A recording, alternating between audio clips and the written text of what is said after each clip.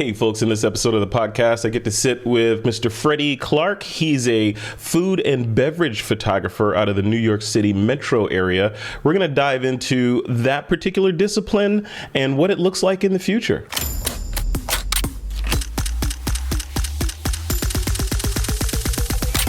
This is Twitter.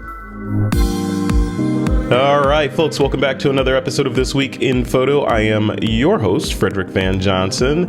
Today, Mr. Freddy Clark is here to discuss and dissect all things beverage and food photography. Freddy, welcome. First of all, welcome to the show, and I love that name. That is a great, amazing name. Thank you, and I love your name as well. There are very few of us, and it is great to run into someone else with the same name. So kudos to your parents and mine. So likewise, and the spelling of your first name is the correct spelling, I believe. Frederick, correct?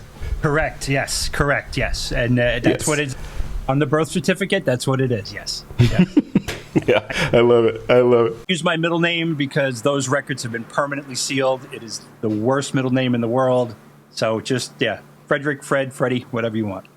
I love it. I love it. I use my middle name because Fred Johnson is probably the most generic name. Some people have asked me if it's an alias when I use Fred Johnson as my, like, is that, really, you could give us your real name, Mr. Whoever you are. Sign in at a hotel, Fred Johnson. Yeah, right, pal. Okay, yeah, okay. Who are you hiding from? Exactly. And who's this woman with you? Jane Smith, I guess? Yeah, okay, whatever. Here's your key.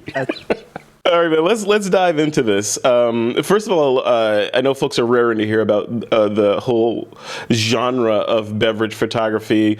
Was it last year, or at least several months ago, I had a conversation with a mutual friend of ours, Mr. Rob Grimm, and we had that guy, like much like you, I'm assuming, knows more about this genre than I will ever know, and probably have forgotten more about the genre than I know about photography in general, right? So it's an honor to speak with you guys and people from that particular side or genre of photography, because I understand how meticulous it is and to make it look effortless, right? I guess like most things, right? So let's start with a little background on Freddy Clark. Like, where did you come from and why are you in this little game that we call photography? It is a really circular tale. Long story short, it was not the goal out of school. I actually went into broadcasting at first, worked at radio stations, and it wasn't until my daughter was on her way, 25 years ago, that I started to really get into photography. And it was, really just taking photos of her, and got my first camera back then and really knew nothing about it. It was just a black box and tried to figure it out. And little by little got more and more into it, self-taught, learned as much as I could, started going out and shooting landscapes and street photography, got into portraiture, and kind of just tried to feel my way around and find what aspect really hit for me. And then the food piece came. My cousin owns a few restaurants on Staten Island, and was like, oh, you're playing around, you're doing photos, you're doing portraits. I was actually doing weddings at the time, and was like, come by and make some photos of the dishes. And compared to weddings, it was a whole nother animal because it was slower. It was way more precise in that I had complete control over what was going on in front of my lens. And I just really took to it. And then the beverage piece of it came on a rainy day. I had nothing to shoot, nowhere to go. And I'm just like, I feel like shooting something, but it's really miserable out. And I didn't feel like cooking anything. So I was like, I got some bottles in the fridge, took a beer bottle out, set it up in my garage, and just started shooting it, and realized, wow, this is way harder really than I ever really considered. The reflections, the highlights, and controlling the highlights and controlling the light. So that really just started the journey of, how can I go about this to make this better? I mean, that first picture I still have. No one will see it because it is awful. It is terrible. And but it is where it started. And then like you mentioned earlier, Rob Grimm. I mean, he was one of those people who I found online and tried to study his stuff, and really tried to go to school on people like on him and people like him who were doing it, who were just so far ahead of the game at that time. And I was like, wow, this is this is fun. I'm really enjoying this. And to the point where I'll still shoot food. I'll do some restaurants, but beverage is really where I live now, and I still love it. It's still gets me excited every day. Yeah, it's cool, and it's so.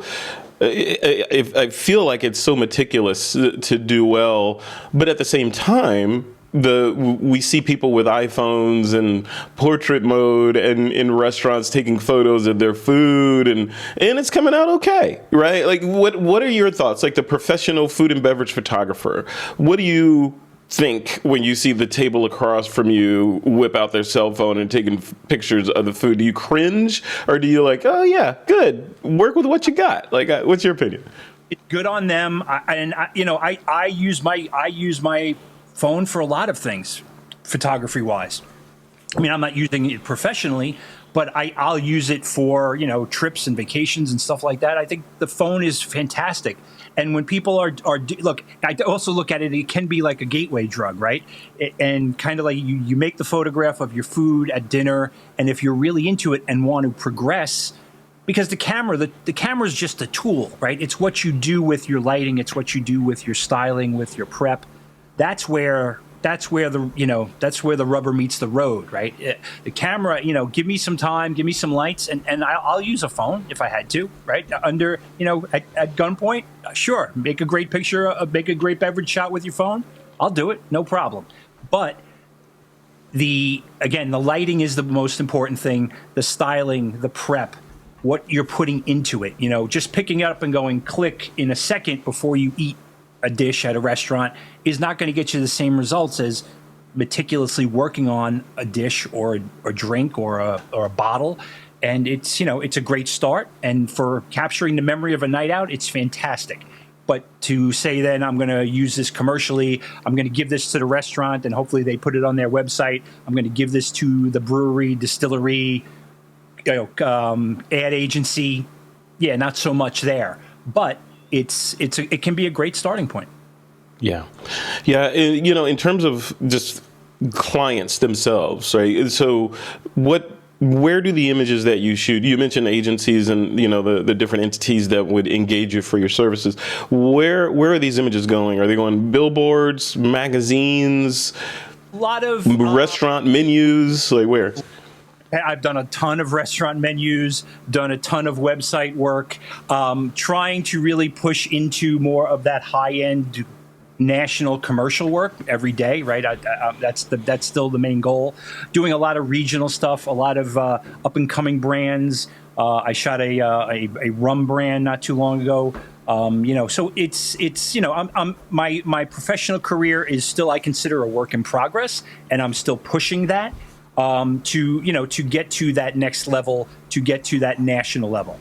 But yeah, local places. I mean, I got kind of lucky in that when I was really pushing my beverage work, it was at the same time locally they changed the laws, and overnight a ton of breweries popped up. I mean, a ton of breweries popped up. The state went from, I think it was something like 8 to 70 something, in like a course of a year or two.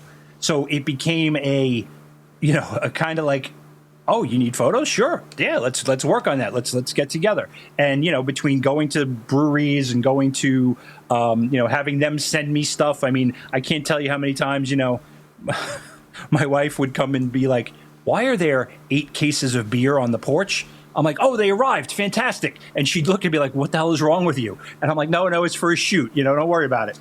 But it just became...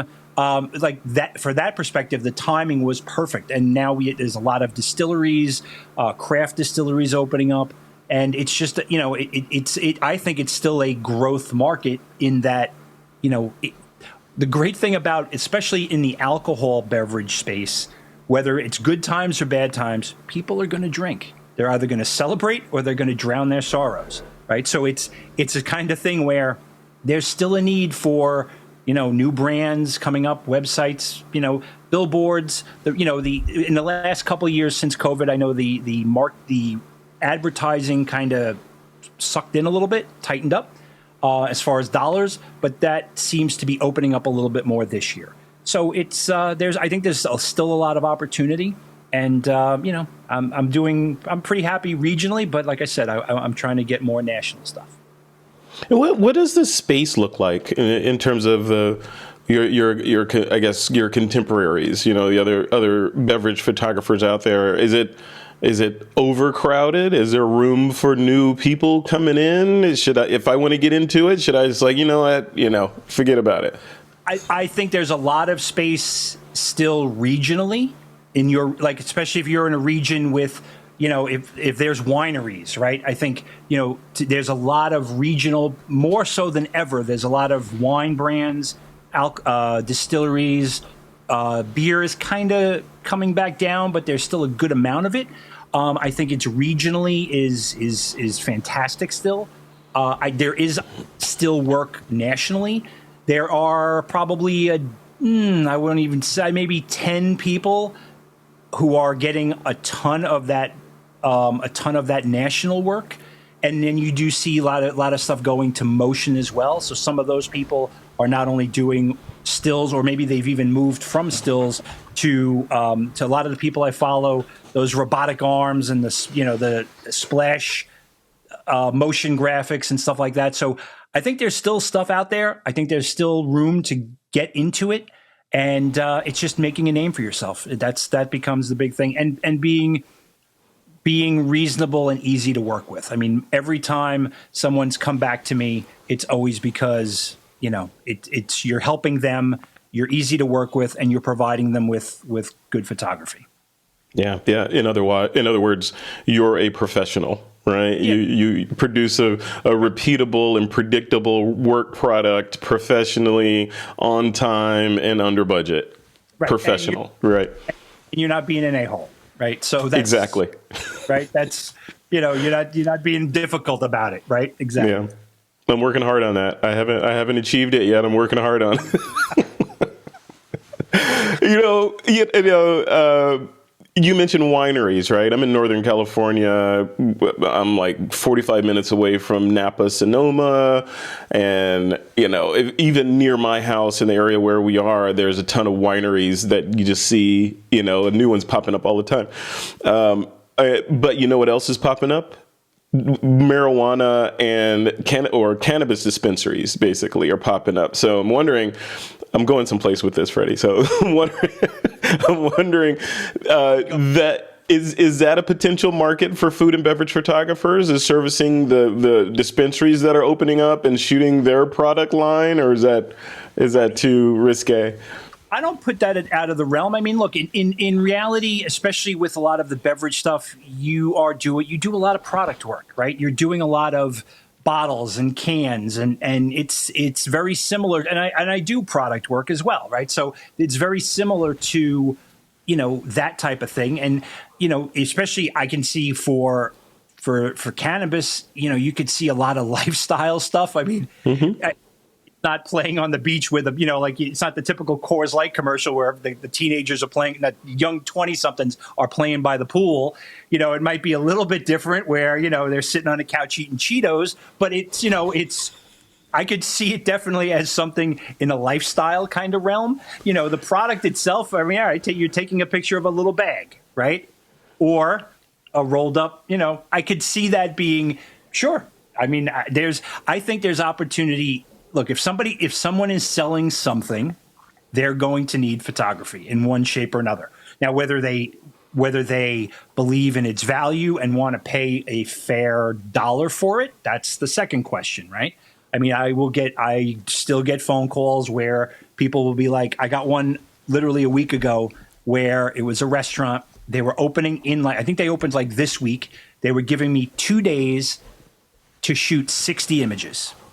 And I'm like, that's insane. That's crazy. Well, come on now, if we with the iPhone and I'm like, one, I'm not shooting with an iPhone for this. You don't want, you don't want this to look like, just you drop the plate there. So, they did, and I quoted them a price that was in line with the fact that it would have been probably at least 2 days of 12-hour days. And I still said, I'm not going to get 60 done. I'll tell you right now. I quoted them a price that probably I thought was reasonable, but they thought was probably insane, because it would have been a ton of work to give them good quality. I wish them all the best of luck in the world. I never heard back from them. But, if they value the imagery, if they realize that, like a chef, you're putting your time and effort into gaining the skills to create good work, and so that skill and the final product has value, then I think, look, there can be opportunity everywhere. So, yeah, I mean, we literally just started seeing some of those stores opening up around me. So I'm definitely going to head out and knock on some doors. And yeah, yeah, I was gonna say, be careful with that. Like that beer that showed up on your porch. If you want, you're gonna have like 100 crates of weed showing up out there that might be problematic for you. Very popular, right, in the neighborhood. Yeah, and with law enforcement, everybody will be over there. Well, no, it's legal here. Maybe, it might be considered beyond carry amount. I don't know what the laws are, but yeah. Yeah, me either. I was going to say, it's probably legal, but they probably draw the line at a metric ton or something like that. I don't know.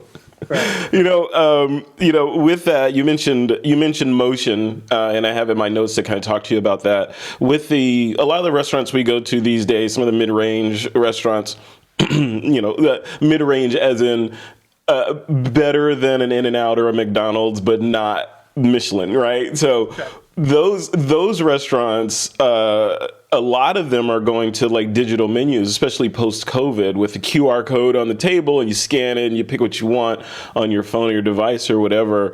Because people are consuming that kind of information more and more digitally, i.e. menus, is there a growing opportunity to do multimedia instead of just a still, quote, just a still photograph, motion with a little audio or something more creative like that? Is that a thing now? I've done restaurant walkthroughs, right, where I'm doing video like kind of like a not the 3D house tour type of thing, but where I'm doing like giving them a video of what the restaurant looks like, right? Giving them even sometimes with like even something as simple as a GIF of a drink pour, right? So yeah, those things are all viable, and my attitude is, if I don't provide it, if it's someone else will, right? And yes, you can, for really high end work, you want someone to do video production, and that's fine. But especially at the mid tier, and for local regional stuff, you want to provide as much as you can. So yes, I don't poo-poo anything. Like, I've got gimbals, I've got cameras I can shoot video with. I've shot video on my phone as well. Just something, a quick walkthrough type of thing I've done on my phone. So yeah, I'm also starting to get into 3D modeling of products, right? Where I'm learning how to capture the model of a product, of a beverage, of a bottle, and then how can I build environments around it, things like Cinema 4D and Blender and stuff like that. So it's my attitude is do everything you possibly can to provide as much value as you can to a business, and they'll keep coming back. Yeah, and one of the industries that saw ridiculous growth, other than Zoom, right, during the pandemic, were these food delivery services like DoorDash and Uber Eats, etc. Even the more ritzy ones that bring you unprepared food and you cook it yourself and do all those things. I'm wondering, on the one side, I can see that food and beverage photographers may have enjoyed a boon during that time because, hey, this food needs to look really good now because people are going to order it and this is going to be their meal. It's not a special occasion anymore. It's more, it's a required thing. Or a retraction or a downsizing of the industry because restaurants aren't serving as many people. They're not switching dishes that much, don't need photography that much. Which did you see sort of bear out? Well, I mean, you do see both. I mean, a lot of those DoorDash type of things, the photography became a commodity that was, like I said earlier, probably not valued as much as it should. I did look into that, especially during COVID, about, shooting for some of them. And it was ridiculously low priced to the point where if I shot all day, I'd be lucky to make, it would still not be worth it. If I did 50 dishes in a day, it would still not be really viable. And it was very much a cookie cutter type of operation where it was just, bang it out for like, $15 a shot. And I'm like, no, I put more value on my work than that. So in that case, yes, it was, there was opportunity, but it was very low paying, right? It was, the bottom of the barrel type of work. You did see restaurants go away. Or retract, some of the higher end restaurants did kind of retract, what they were doing as far as menu changes. And some of them stuck with what they had because their regulars knew, their regulars would call for the same stuff that they had gotten a year or two ago when they were in the restaurant and they were just ordering the same thing. So restaurants weren't experimenting, weren't changing up their menus. They were going with what they knew was going to sell. And so you did see a little bit of retraction there, right? So COVID was a very mixed bag, certain things, it was, I mean, the alcohol, the breweries, I got like a good amount of work with that kind of stuff because people were going to drink and some of the breweries started delivery services. So they did need more photography to put on their websites. Back in, pre-COVID, they would just put the name of the beer on their website. Now they're like, oh, we're selling it and we're delivering it. So we need a picture to show it. So very mixed bag there. COVID it was the best of times. It was the worst of times, mostly the worst of times. But it was, there was no cookie cutter approach to it that definitely not. Yeah. Yeah. And I would guess that the path of least resistance, right, for humans at the time that COVID is going on and all that stuff that you mentioned is kind of playing out. Apple and the other big smartphone manufacturers weren't slowing down with releases of new and improved cameras that do all these whiz-bang computational photography tricks. So I could see as a restaurant owner or a DoorDash operator or whatever saying, wow, I could hire the real deal and go with Freddy Clark and get that caliber of image. Or, I just do it on my phone. I'm going to do it with my phone. Or better yet, the restaurant owner is say, you know what, chef, after you cook your best dish and shoot it. And we're going to use that for the menus. Did you see that? Oh, yeah. And then you'd see like sometimes restaurants would hire like a social media person, right? And they would do everything on their phone. And, that's, path, like you said, path of least resistance. I have had some of them come back. It was good for the time, but it was, and some of the people who did that kind of work, I would watch and they became pretty good. They became pretty good at it. So it was, that definitely happened, and it's some came back, some didn't survive. Right? It's like, it was one of those things where best of luck. I don't begrudge anybody trying to, especially during that period when they were trying to save $1. I got it. I understood that their restaurants, especially their margins, are so low to begin with. How restaurants stay in business, period, sometimes is amazing to me. But everyone has to do what they have to do. And, I can't give away my work. I need to put a roof over my head. But I understand, if you want to go another route. Yeah. Yeah. I mean, it's the hard decisions that they would make. It's like, okay, I can pay Mr. Clark, move the comma over here for these 60 images. or I could lay that person off and do it with my phone. Right? So it's yeah. I mean, yeah. I mean, it makes sense. And I will, there was like for my restaurant stuff, there was a little bit of a weeding out, right? Where, the higher end places that survived through COVID, they came back. The medium and smaller places, either, like I said, either didn't come back to me or didn't make it, and just because of the environment. Yeah, and speaking of environment, another technology that I would guess is impacting, I guess, probably both positively and negatively, and we spoke about this in our pre-interview, and that's artificial intelligence, or specifically generative AI, with people generating images of food. In the interview I did with Rob Grimm, he was explaining how he uses OLED displays to display mid-journey images that he rendered out perfectly for the background for the food that, or the beverage that he's shooting in the foreground. Now he has complete control over everything, and even introduce atmospheric effects in the foreground and do all sorts of things. You mentioned that you are experimenting with that as well. Well, how's that going? And is that becoming more in demand, or is it, in other words, is it the norm for food and beverage photographers now to be doing that? It's not the norm yet. And just because I think from a lot of creative directors, when I talk to creative directors about that, they're still a little weary of that. They think it's interesting. They want to learn more. They want to see more.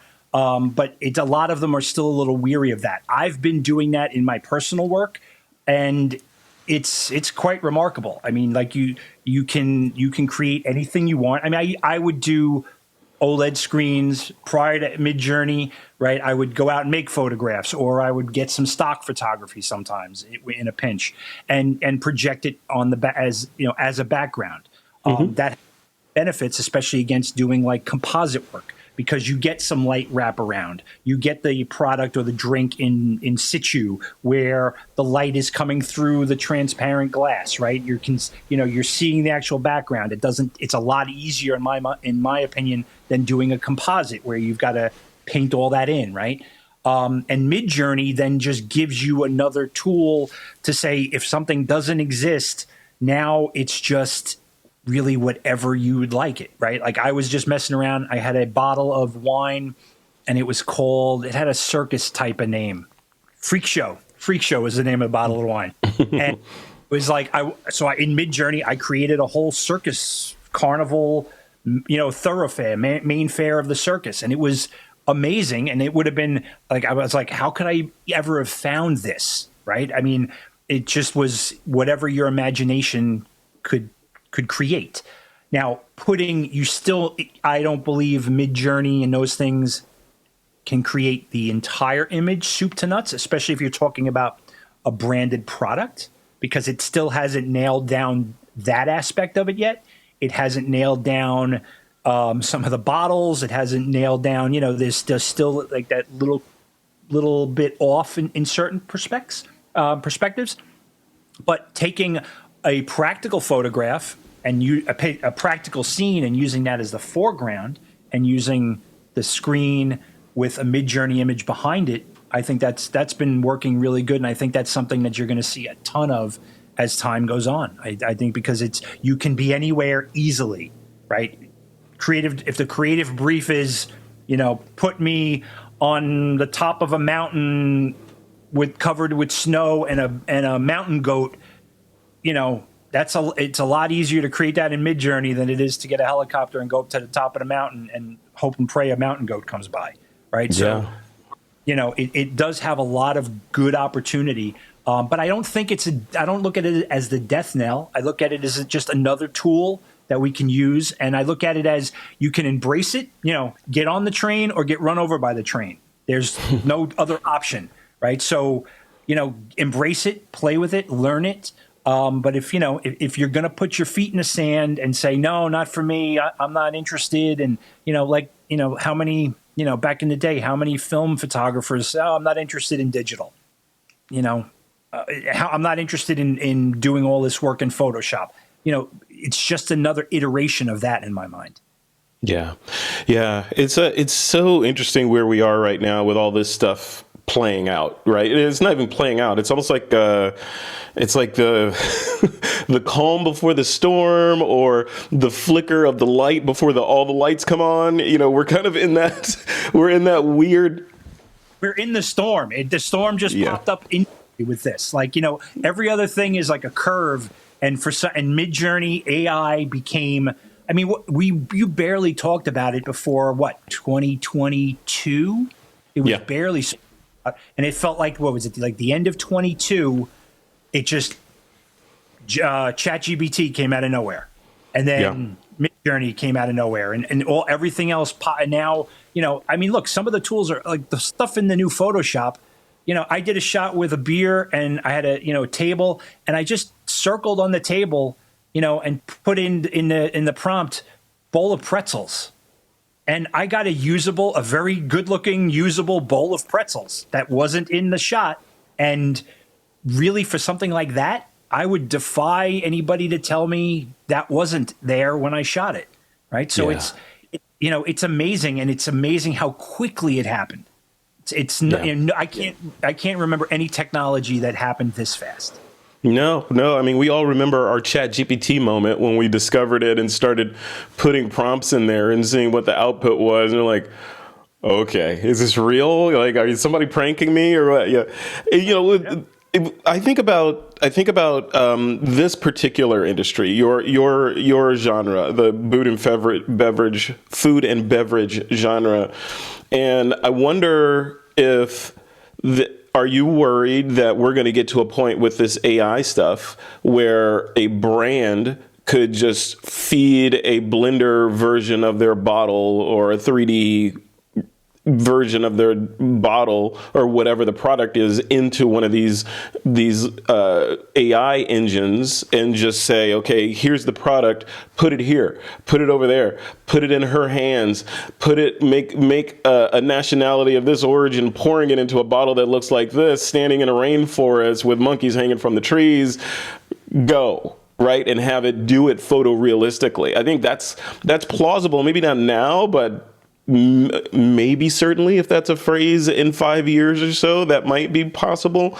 I wonder, are you marching in that direction? Well, like I said, that's why I'm doing the stuff with the Blender and learning and teaching myself the modeling. I mean, when you're on set, especially if a creative is looking over your shoulder, the tweaks that you're making during the shoot tend to be very specific and precise. Yeah. Move this cherry in the glass a half an inch and twist it 15% so this side of the cherry picks up the light and creates a really nice highlight across the cherry itself. That's the type of thing that AI can't do yet, right? Yeah. Now, maybe it will be able to in 5 years. Maybe you'll be able to specify, keep this image, move that cherry a half inch, rotate it 15 degrees. It might get to that point. It totally might. But that's usually when you're working on a photo at that level, it's those small minute movements that make all the difference in the shot. Right. And because you'll have 3 or 4 people standing at the monitor looking at and giving input. And I can't figure out a way how to do that yet with like something like Midjourney or Firefly. It's not a scalpel yet. It's more like a sword still. Right. So, it's not a chainsaw. It's better than a chainsaw, but it's still not a scalpel. Yeah. Well, it's a lot of it's trial and error too. And I would argue that I don't think that your discipline will go away, right? Like, a lot of disciplines will go away or be severely impacted, like copywriting and things like that. I'd be worried if my sole source of income was a copywriter, when people discover these GPTs that are getting better and better at language. So those things I'd be worried about. But something subjective like a photograph, arguably words are subjective too, but a photograph with art directors and clients and all those folks on stage, like you said, saying, yeah, this is good, but I need a drop of water falling off of the left side of that cherry as it, though, like you said, the scalpel level things, the bespoke precision, human to human contact or communication of ideas of what they want and having the artist there real time to execute it precisely. I don't think AI is the right tool for that. I think AI could step in and be that tool where they're kind of figuring out what to show you to get the shot that they want. Like the night before or weeks before, they're in a meeting rendering up sketches that then they present to the professional photographer who executes precisely exactly what they want with their color palette, Pantone, blah, blah, blah, all the things. You do that. So I think there's room for both. I don't, unless someone wants to go through the whole exercise of trial and error exhaustively and then still ending up compromising on what the final shot is, that's what AI is going to give them, I think, for the foreseeable future, where you could go to a pro and say, do that. That's what I want. Do exactly like this. Boom. In this location, at this time, with this atmospheric, with that food, with these specific Pantone colors in it. Boom. Execute it. And you're off and away. So I think you're safe. I am not going to argue that point with you. You're not going to get any argument out of me. I hope I hope that's the case. I'm banking on that being the case. But it's just I look at it like throw it. It's another tool in the toolbox, like you said, for work. The more creative tools at my disposal, the better. So and that's kind of how we got. Yeah, let's talk about tools as we bring this to a close. Of course, this is This Week in Photo, right? So the photographers that are listening to this always want to know what you shoot with and why. So what's your go-to sort of desert island kit for creating Freddy Clark level food and beverage shots? I am still using my Canon 5D Mark IV. I have a 5D S. I haven't gone mirrorless yet. I'm still shooting my DSLR, and nothing in the mirrorless world has got me to change that. I have rented some medium format gear from time to time, but nothing that I have permanently in my kit. I'm still my trusty 5D Mark IV, and especially in the last 5 years. It's been my lighting kit. It's been my props. It's been, the lights, the gear around the photograph, the tabletops, the backgrounds. Those are the things where I've been really, spending all my, in reinvesting in, because nothing has, I'm not shooting sports. I don't need to have 25 frames a second. Right. If I shoot, when I'm making an image, if I make 20 exposures for one image, that's a lot. Right. So I don't need the quality is still where I need is where I need it to be. So, yeah, I'm sorry, guys. I'm very boring when it comes to cameras. I'm not shooting mirrorless, and I'm still using my DSLR. Yeah, it's interesting because you're boring when it comes to cameras, quote boring, right? Because that's not a slouch of a camera you have that you're shooting with, but you're tech forward with AI background experimentation and 3D and all that stuff. So yeah, you're doing both there. That's great. I'm not going to tell you what I've spent on lights in the past 5 years, but it's just that, it's the funnels, the dollars get funneled in a different direction right now. That's all. Yeah. Are you a pro photo guy, Ellen Crom, or what? I'm working. I'm using with mostly. Yeah. Would say it again? You were cutting off a little bit. Broncolor. Yep. Cool. Yeah. I'm a Godox man myself. Sorry. So I have 6 Einsteins here that I still pull out all the time. So there's nothing wrong with mid-range lights, nothing. And I attitude for 10 years was, I can get an Einstein I can get that for $500. It's got great flash duration. I can freeze things in midair. I can catch that drip. I can catch the carbonation.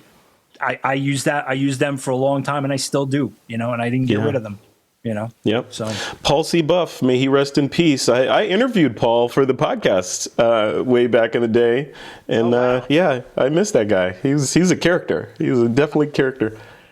And he makes a damn good light. So made a damn good light. Yep. Yes, he did. Yes, he did. All right, so let's wrap up with a little bit of how. So lights. We talked about lights. We talked about camera. We talked about action, right? The actual subjects and doing all the things there. Say one of those ritzy downtown Manhattan, New York restaurants calls you up and they say, okay, we just figured out this new dish that we want to expose to the world, and we need your level of imagery to help us do that. You get that call either from them or from a booking agent or whomever, right? What happens after that? Like when you show up there, or do they show up at your studio? Like how does the actual image happen? It will depend, right? It's going to depend on what the actual image is going to be, right? So if it's a product type of thing, mostly, here at the studio. If it's going to be where we want it in the environment, on the bar, then, definitely go on site. It also, a lot of times will also depend on what their availability can be, right? Shooting in a bar, restaurant can be very challenging. And some places, of course, do not want you to do it. And, you can get there at 5 a.m, 6 a.m, and if you can get somebody to let you in, then great, fantastic. But a lot of times, it's not even an option. So I've, like I said earlier, with my props, I mean, I can make just about any space look like a bar, right? I can make any space look like a table in a restaurant. I can go to the restaurant and take photographs of the bar and the bar back, and bring that back into the studio and put it on the big screen television and mimic it, right? So it's all going to depend on the situation. And then it's all really what I will usually my main question is, what do you want to say with this? What are you trying to convey? Where are you going to use it? Those things, getting some input from the client becomes paramount, right? You want to make sure you're on the same page. Do you want something to make, do you want it to look exactly as it came off as the bartender handed it to you? Or do you want me to dress it up a little bit more? So it is a lot of questions that's going to make that determination of where it's going to happen, and then exactly what we're going to do with it. I mean, especially with my beverage work, I want you to feel like you want to reach in and drink it, grab it and drink it. And I like cold cues. I like creating the condensation effects. I like creating, I like giving beverages a glow.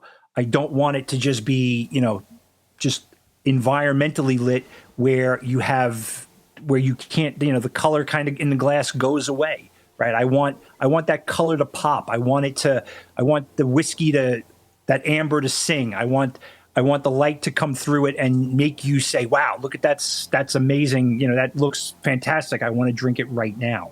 So I will, even if we're on site, then, that, determines what I'm going to bring with me. I've gotten very good at bouncing light through things. I've gotten very good at hiding lights. So there's a lot of things that go into it. I, like shooting in an environment, but sometimes it can be more challenging. It can be more difficult. So, sometimes it is just easier to bring it back to the studio, and I can make you think I'm in the bar. Yeah, that's so cool. That's so cool.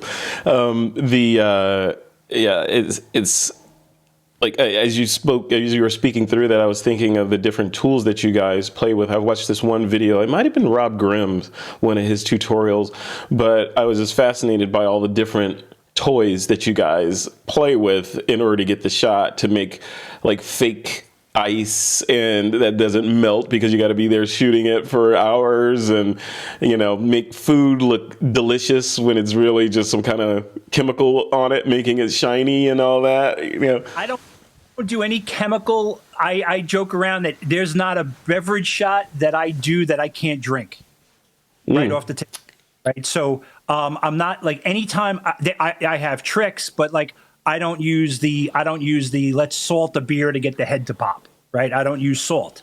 I'll use a bamboo chopstick, and a quick swirl in especially a carbonated beverage will make that beer head foam up. It's amazing. And it swirl and it will foam up and give you a nice head. So there's nothing I'm doing, even in food work. At best, it's maybe some glycerin and water, maybe a touch of oil to give a piece of meat a glisten. But it's not like the turkey basted in motor oil, right? It's not that level, because I do think that comes into that kind of does get into that area of, when did a McDonald's hamburger on TV look like a McDonald's burger you actually get, right? I mean, it's, and I don't want to be accused of, I'll make it look as good as I possibly can, but I don't believe in really doctoring stuff. Yeah, I love that. Thank you for saying that. As you were speaking, I was thinking of that.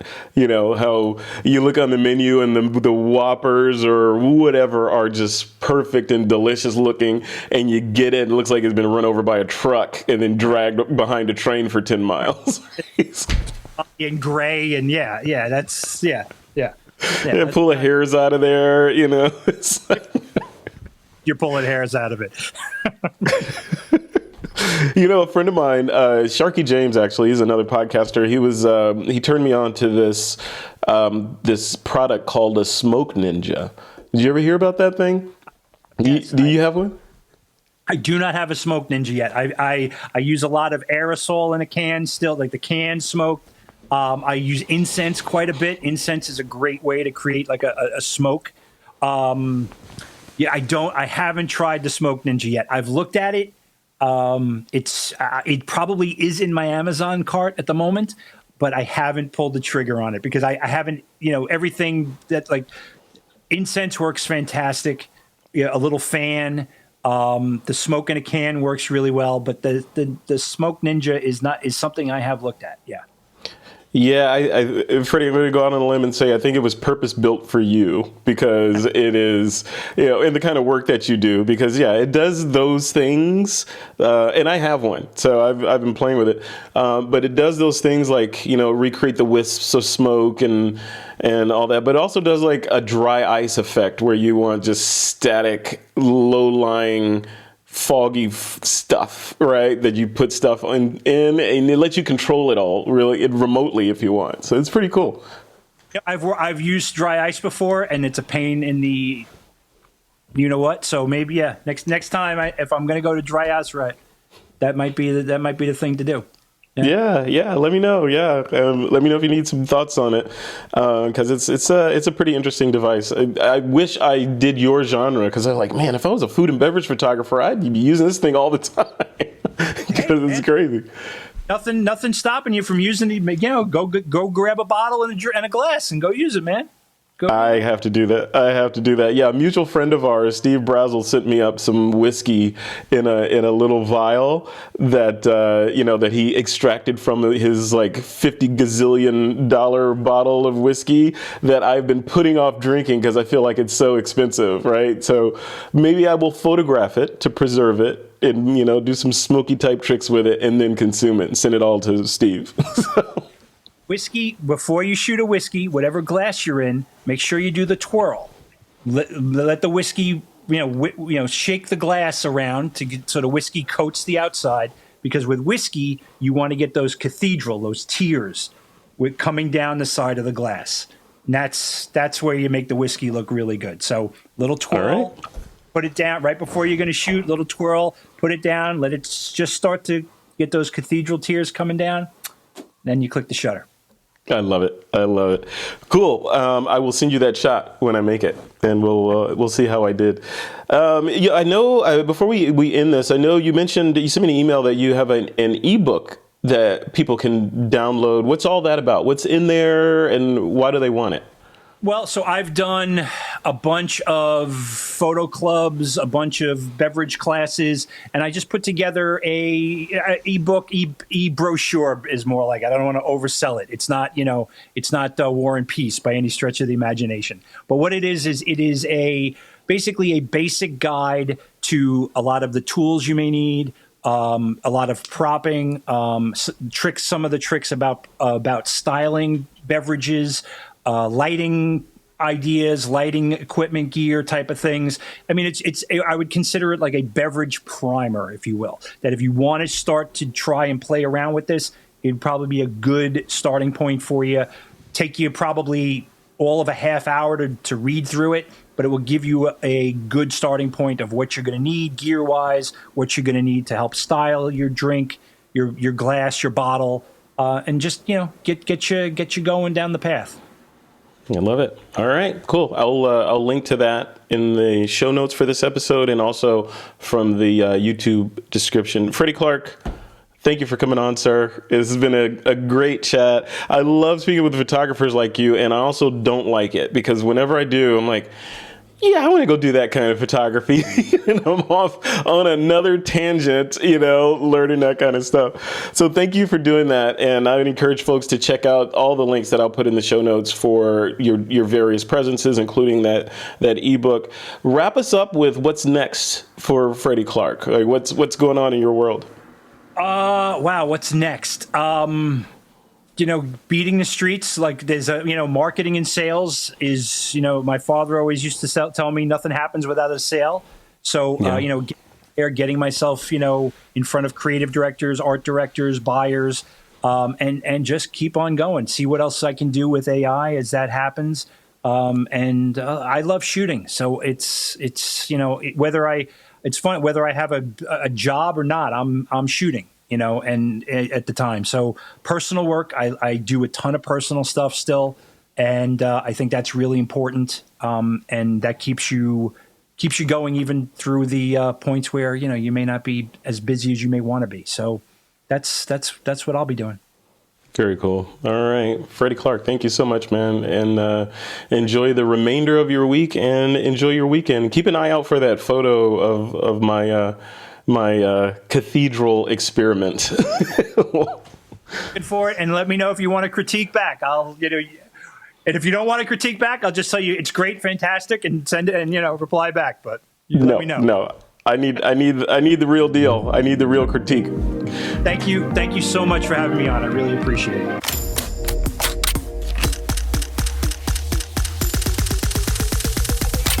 This is Twip.